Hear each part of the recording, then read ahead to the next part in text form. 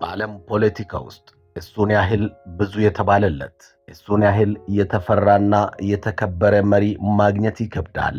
አንዳንዶች አምባገነን ይሉታል፣ ሌሎች ደግሞ የሩሲያ ትንሣኤ መሐንዲስ ይሉታል። እሱ ግን ስለራሱ እንዲህ ይላል። እኔ ለሩሲያ ሕዝብ እንደ ጋሊ ባሪያ ለዓመታት ደክሜያለሁ።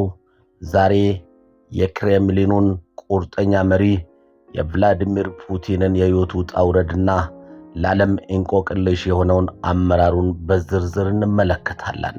አማኑኤል ኃይለ ነኝ ከቡና ሚዲያና ኮሚኒኬሽን። አብራችሁን ቆዩ።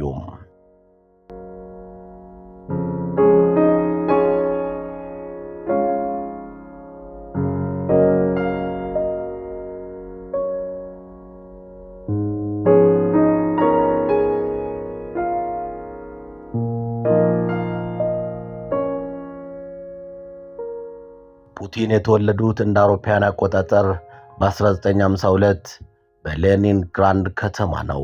ያደጉት በጋራ መኖሪያ ቤት ውስጥ ከአይጦቹ ጋር እየታገሉ ነበረም። በዚያ የድህነት ሕይወት ውስጥ አንድ ትልቅ ትምህርት ቀመሱም። ግጭት የማይቀር ከሆነ ቀድመ መምታት አለብህ የሚለው የጎዳና ላይ ሕግ ዛሬ ለሚወስዷቸው ወታደራዊ እርምጃዎች ዋነኛ መመሪያቸው ሆኗል። ገና በልጅነታቸው ጁዶን መለማመዳቸው ደግሞ ስነ ምግባርና ጠላትን የማንበርከክ ጥበብ አስተምሯቸዋል። የፑቲን ህልም የሶቪየት የስለላ ድርጅት ወይም የኬጂቢ አባል መሆን ነበረም። ህልማቸው ተሳክቶ ወደ ምስራቅ ጀርመን ተላኩም። በደርዘን ቆይታቸው መረጃን እንዴት መተንተን እንደሚቻልና ሰዎችን በንግግር እንዴት ማሳመን እንደሚቻል ተማሩም። ይሁን እንጂ የሶቪየት ኅብረት ስትፈራርስ ያዩት ትዕይንት ልባቸውን ሰበረው።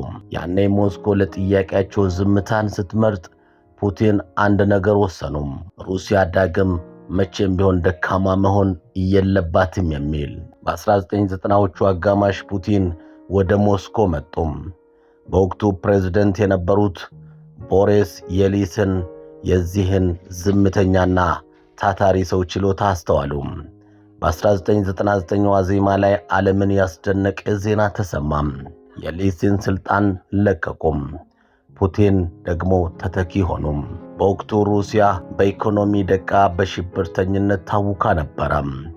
ፑቲን ግን በመጀመሪያው ንግግራቸው ሽብርተኞችን እስከ ሽንት ቤት ድረስ ተከታትለን እናጠፋቸዋለን በማለት ቁርጠኝነታቸውን ላለማሳወቁም። ሩሲያን ዳግም ለመገንባት ፑቲን ትልቅ መሰናክል ነበራቸው። የአገሪቱን ሀብት የተቆጣጠሩት ቢሊዮነሮች። ፑቲን እነዚህን ሰዎች ጠርተው እንዲህ አላቸው፣ ሀብታችሁን ይዛችሁ መኖር ትችላላችሁ፣ ነገር ግን በፖለቲካ ውስጥ እጃችሁን አታስገቡም። እምቢ ያሉት ወደ ወህኒ ተወረወሩም ወይም ሀገር ጥለው እንዲሸሹ ተደረገም።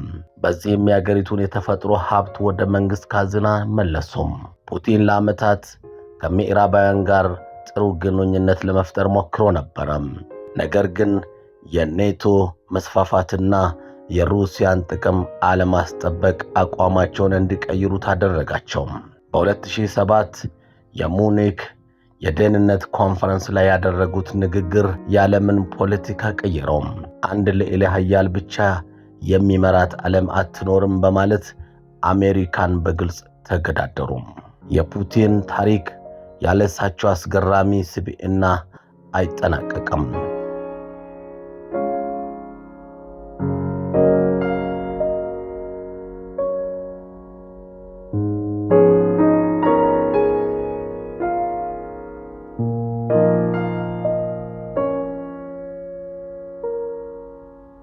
በበረዶ ውሃ ውስጥ ሲዋኙ ከነብሮች ጋር ሲታገሉና የጦር አውሮፕላን ሲያበሩ የሚታዩአቸው ምስሎች በአጋጣሚ የተነሱ አይደሉም።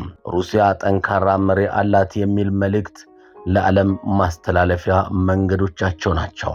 ዛሬም በሰባዎቹ ዕድሜያቸው ውስጥ ሆነው በቀን ለብዙ ሰዓታት ስፖርት በመስራትና ራሳቸውን በመጠበቅ ላይ ናቸው። እንደ አውሮፓውያን አቆጣጠር በ2022 ፑቲን በታሪካቸው ትልቁንና አወዛጋቢውን ውሳኔ ወሰኑ። በዩክሬን ላይ ወታደራዊ እርምጃ መጀመር። ይህ ውሳኔ ዓለምን ለሁለት ከፍሏል። ለፑቲን ይህ የሩሲያ ህልውና የማስጠበቅ ጉዳይ ነው። ለምዕራባውያን ደግሞ ወረራ። ይህ ጦርነት የፑቲን ስልጣን ብቻ ሳይሆን የሩሲያን ቀጣይ 100 ዓመታት የሚወስን ይሆናል። ቭላዲሚር ፑቲን በአንዳንዶች ዘንድ እንደ ታላቅ ጴጥሮስ የሚታዩ፣ በሌሎች ዘንድ ደግሞ እንደ ስጋት የሚቆጠሩ መሪ። ነገር ግን አንድ ሐቅ የማይካድ ነው። ከወደቀችው ሶቪየት ኅብረት ፍርስራሾች ላይ ሩሲያን አንስተው ዳግም የዓለም ስጋትና ተስፋ አድርጓታል። የታሪክ መዝገብ ስለሳቸው ምን ይላል? ጊዜ የሚመልሰው ጉዳይ ነው። ዛሬ በዓለም አቀፍ ትንታኔ ያቀረብኩላችሁ ዝግጅት ይህንን ይመስላል።